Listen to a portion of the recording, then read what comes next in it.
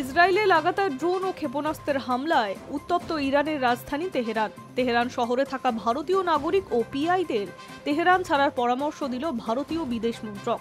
মঙ্গলবার ভারতীয় দূতাবাসের পক্ষ থেকে একটি নতুন নির্দেশিকা জারি করে জানানো হয়েছে, যারা নিজেদের উদ্যোগে তেহরান ছাড়তে পারেন তারা যেন দেরি না করে নিরাপদে কোনো স্থানে সরে যায়।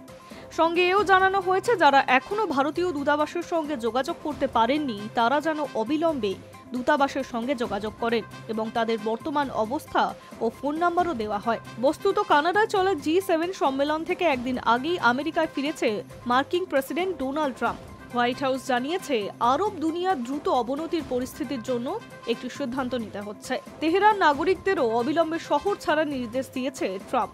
G7-এ ইরান ইসরায়েলের সংঘর্ষ নিয়ে একটি শান্তির বার্তা দেওয়ার খসড়া বিবৃতি তৈরি হলেও তাতে সই করবেন না বলে জানিয়ে দিয়েছে আমেরিকার প্রেসিডেন্ট।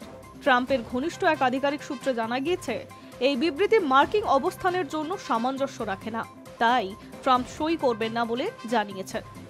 High news network.